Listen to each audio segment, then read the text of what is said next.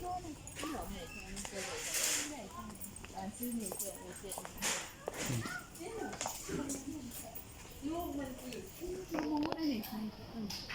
ู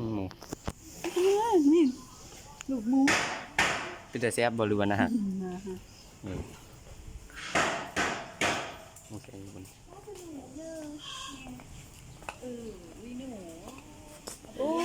หนูตัวนี้เนาะใหญ่ขนาดหนูสมมติตัวใหญ่ไม่เป็นหนูเนี่ยหนูยักษ์มี2 ตัวไงกินอะไรบ้างตัวเดียวนะ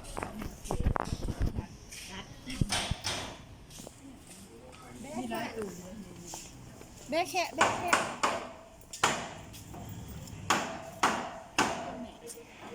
อ๋อขามันสั้น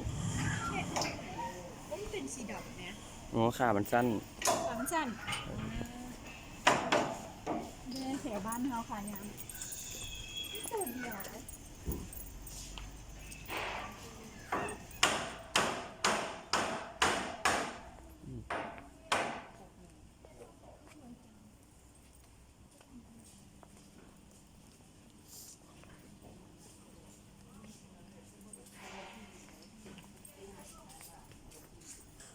หมูตุยเนาะ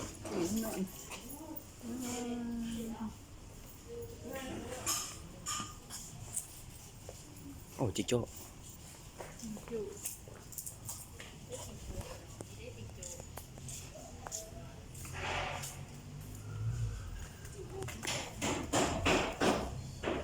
โจ้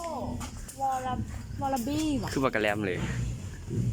มันเป็นสีขาวมีอุ้ยเบิ่งอย่างเบิ่งหันโจ้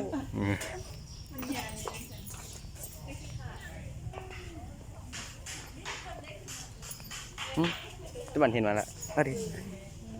บักกระแลมเนาะคือเนาะเจ้าดิงโจ้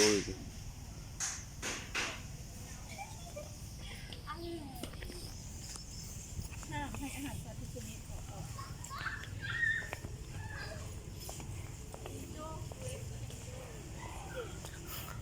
มาราอยู่มิสาวเนี่ยมารา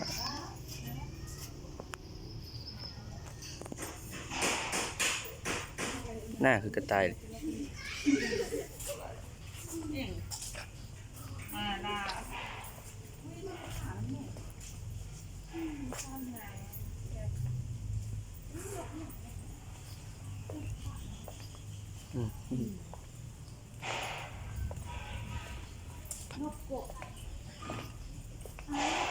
ตัวอย่างนกกบโอ้ดิเบื่อหน้ามัน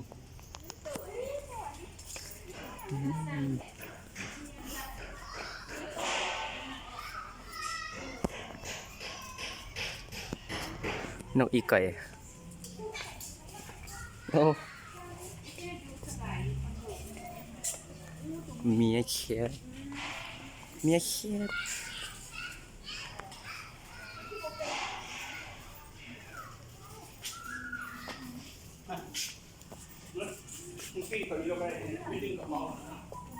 อุ้ยเหม็น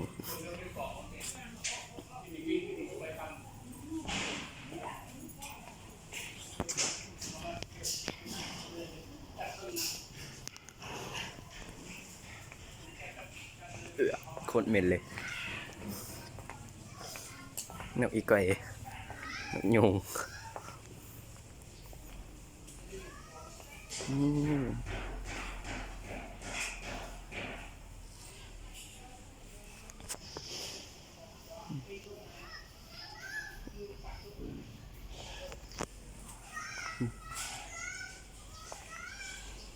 งตัวยังวะหมี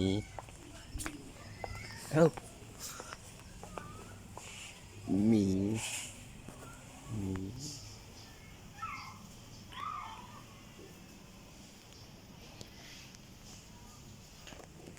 เบิ่งหมดแจงเลย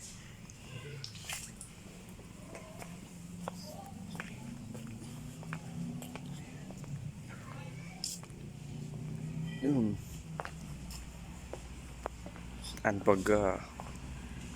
อุ้ยตกใจ